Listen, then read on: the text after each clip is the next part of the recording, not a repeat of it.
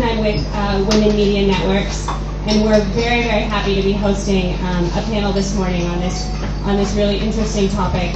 And we've got a panel that has some really, really good insights on how social media works and how it's really changing our world. It was interesting, last year we did a panel here, and it was sort of, the topic was, what is this? What is social media, and how does it work, and do I need to do it? And now it's kind of like, oh, okay, it's completely transformed the world in the last year, so let's talk about that. I just wanted to say thank you to Social Media Week. They've been a terrific partner. And also welcome the founder of WMN, Bobby Campbell's here this morning. And thank you all so much for coming. The hashtag for this event is SWMHK WMN.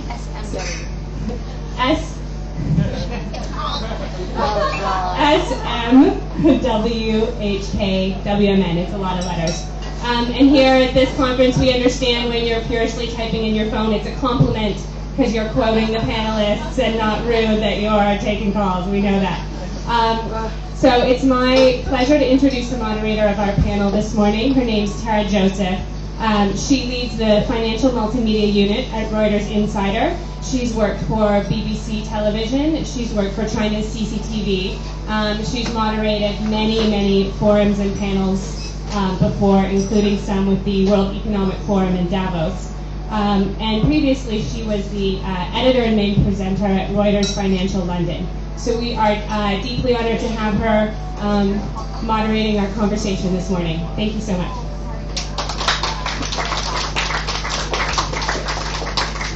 Good morning, everybody. Let's see if I can get the microphone to work. How's that? Good morning, everybody. It's a pleasure to be here. I feel a little bit like I'm at a breakfast at my old all-women's college back in the States. I can hear the chatter and the excitement even at this hour in the morning, so it's great to have everyone around. And I'd love to introduce our panel for this morning. Let me bring them up one by one and tell you a little bit about them. We'll have each person speak for a bit, and then we'll leave plenty of time for Q&A at the end to get the chatter going. First of all, Mariko Sanchanta is a senior editor at the Wall Street Journal. Mariko, come on down. Mariko oversees a team across Asia and drives the coverage across the region for the Wall Street Journal, and she's focused on corporate news. She's also an avid social media user. And also joining us today is Cheung. She is the V-Day Hong Kong chairperson, very involved in activism in Hong Kong, and uses social media in terms of activism and getting things done across the city. Also with us, our one male joining the group today. Zaheer Nooruddin is the digital CMO for Burson-Marsteller. So he is all about how we make this work, how we make social media happen, how we actually get things done in corporations across Asia. Also joining us, Joanne Oy is the co-founder of Clean Air Network, and she also runs an internet site called Puka, which is a plaka, fine jewelry commercial site, and she's the e-commerce site, and she's the CEO of the Clean Air Network, based here in Hong Kong, right? Not in plaka. I told Meredith that I'm not the CEO of Clean Air Network anymore. Ambidextrous, basically. Social media on one side, business on the other. She combines them both, and we'll hear from her about how she does that and how she uses social media in her world. So, Mariko, if I can start with you. Journalist to journalist, I know it's really busy in the first place thinking about editorial and coverage. And then to tweet, email, SMS, and do everything all at the same time, it is very, very demanding. But what I'd really like to know is, in your experience in the field and in what you've seen, how has social media changed the way stories happen? Or what have you seen in the field in terms of use of social media? Well, that's a great question, Tara. Well, first of all, I just want to thank all of you for coming out here today so early on Valentine's Day nonetheless. It's great to see so many faces I want to talk a little bit about coverage from a news perspective. I mean, as many of you know, 2011 was an amazing year in terms of how social media affected the news. We had the Jasmine Revolution, we had the Arab Spring, we had the riots in London. We also had the Occupy Wall Street movement. And for better or worse, all of these things came together because of the power of social media. They helped mobilize people. When there was growing social unrest, people vented on Twitter or whatever social media platform they used, and they all came together. I was in Japan for many years before I actually came to Hong Kong as a correspondent and also as a deputy bureau chief. So what I want to talk about first and foremost is natural disasters and how social media helped bring people together in the aftermath of these disasters, and even after that, how they helped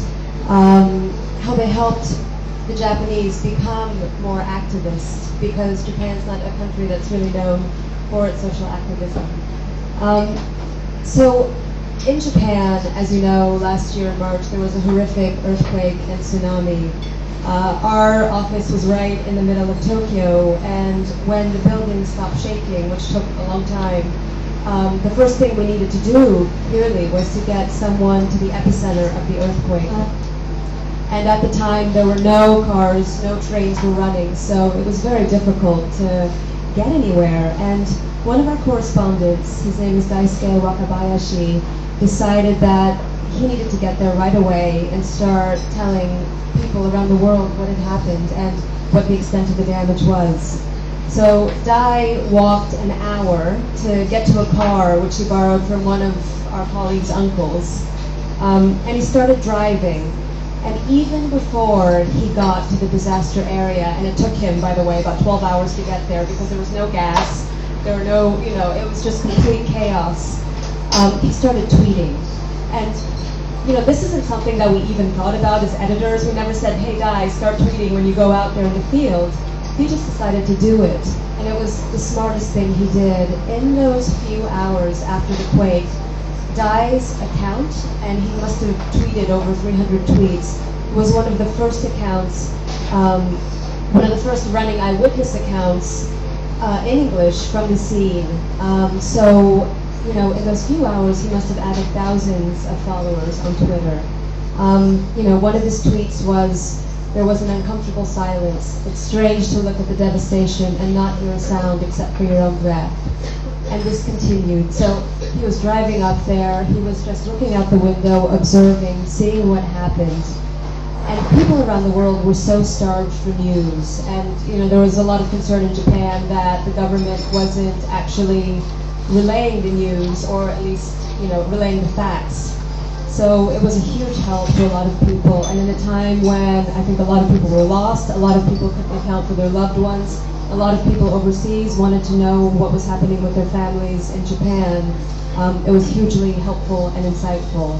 And it's really interesting, we've actually just nominated, as part of a prize package, we've nominated Dai's tweeting from the earthquake as part of his package, including his story. So it's interesting to see the way in which this has changed journalism, the way in which it's changed the composition of what we submit when we submit prize packages. And really, I think it was one of the most impactful things that he did when he was there. The second thing I want to talk about is after the earthquake happened. And as you all know, there were a series of explosions at the Fukushima nuclear power plant after the earthquake. Now, this happened 2 or 3 days after the earthquake. And what people thought was strictly a natural disaster became this huge, scare over radiation levels in Tokyo and in the rest of Japan. There were expats who were just fleeing the country with their children because they were extremely worried.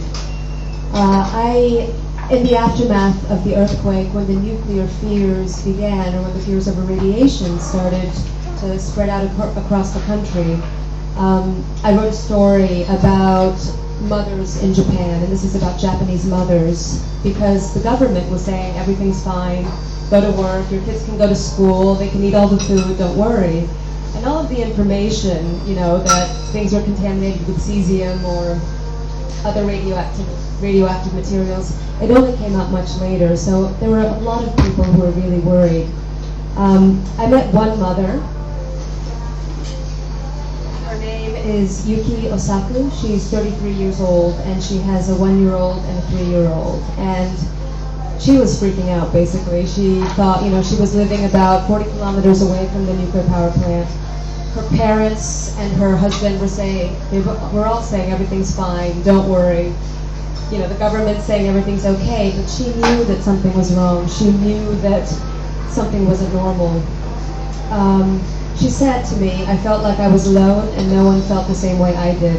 The Japanese media kept saying that everything was okay. But she reached out to other mothers, and she reached out by using a tool in Japan called Mixi, which is basically the equivalent of Facebook. And by doing so, she realized that there were so many other mothers, some of them just living half a kilometer away from her, who felt the same way she did. And she was able, through the power of Mixi, they were able to meet, gather. They eventually went to the deputy mayor's office, signed the petition, demanded that they do more testing in the area, demanded that they have dosimeters at all the elementary schools and the middle schools and high schools for the kids. So that was really fascinating to me. In a country that, as I said before, is really known for its social activism and actually among a lot of young people is known for its apathy when it comes to politics. This really helped start a grassroots movement in Japan and among women who traditionally in Japan haven't had much of a voice. So that to me was one of the game-changing stories of the year. The last thing I want to discuss is the title of this event. It's the 10,000 Women March in Egypt and the blue bra incident, which many of you probably know about. So for those of you who don't know, a veiled young woman was dragged and beaten by Egyptian military during a protest in Cairo. This is when protests in Cairo were happening quite frequently. They stripped her, they ripped off her headscarf, and all you could see was her naked torso and her bright blue bra. And this was captured on video. And this single clip on video became this enormous catalyst. It became a rallying cry in Egypt for the protection of human rights and, more importantly, women's rights in a country where women have long held an inferior position to men. What happened is it sparked this enormous rally in Egypt where it's estimated that over 10,000 women marched, and this is one of the biggest, if not the biggest, female marches or female show of demonstrations in the Middle East at the time. So it was really a game changer, and I think it really raised awareness in the region. These are just 3 examples of things that happened last year. There are so many more, and I think that as we get into 2012, we're just going to start seeing more and more of this in the coming months. So with further ado, I want to hand it over to Dee. Mariko, thanks very much. Very interesting examples. With your last one and about activism, let's move to Dee, who is about activism in Hong Kong. Maybe you can share with us how you use social media as a tool in terms of activism. Good morning. I'd like to start by saying that this year I'm not taking any platform in terms of where I stand with social media and fundraising in Hong Kong. What I would love to talk about is a project that I hope will inspire some of you, or even at least one person in the room, to do something.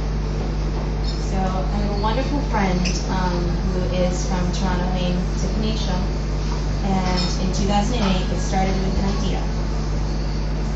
The idea was that she went